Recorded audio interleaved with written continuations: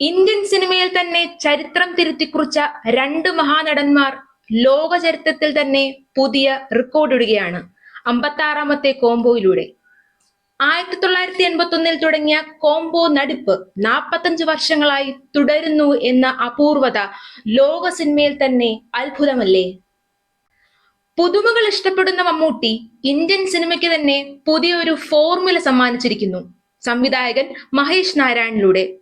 Doctor Daniel James ആയി മമ്മൂട്ടിയും colonel റഹീം നായിക് ആയി മോഹൻലാലും മൈക്കിളായി കുഞ്ചാക്കോ ബോബനും ശക്തിസുന്ദരമായി ഫഹദ് ഫാസിലുമൊക്കെ ചേർന്ന വമ്പൻ താരനിര.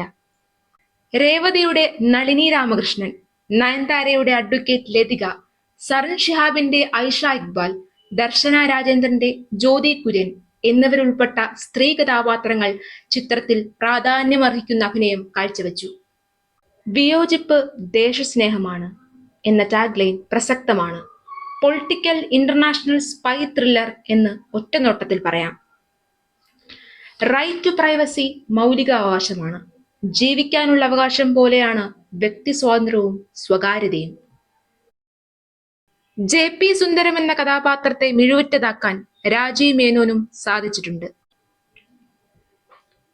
ബിഗ് എംസ് ഒന്നിക്കുമ്പോൾ തന്നെ അതൊരു വലിയ സിനിമയാണ്. അതോടൊപ്പം അത്യാധുനിക സാങ്കേതിക വിദ്യയും സുഷിൻ ശ്യാമിന്റെ സംഗീതവും ബോളിവുഡ് ക്യാമറാമാൻ മാനുഷ് നന്ദന്റെ ദൃശ്യചാരുതയും കിടിലം കൊള്ളിക്കുന്നു. റാം നായിക്കിന്റെ എൻട്രി കോൾമയർ കൊള്ളിക്കും. സിനിമയുടെ ദൈർഘ്യവും ഇംഗ്ലീഷ് വാക്കുകളുടെ ആധിക്യവും ചിലരെയെങ്കിലും വലച്ചേക്കാം.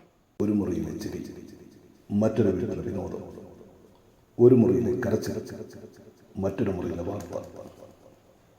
തെറ്റിനെതിരെ പ്രതികരിക്കുന്നവൻ രാജ്യസ്നേഹി ആകേണ്ടതാണ്. പക്ഷെ അയാൾ വിമതനാക്കപ്പെടുകയാണെങ്കിലോ? ഇത്രയും കാലം അത് വളർത്തിയത് ഫോളോവേഴ്സിനല്ല, ഫെയ്ത്ത്. അവരൊരുമിച്ചാൽ ഉണ്ടാവുക എന്താണെന്നറിയാമോ? ബ്ലാസ്റ്റ്.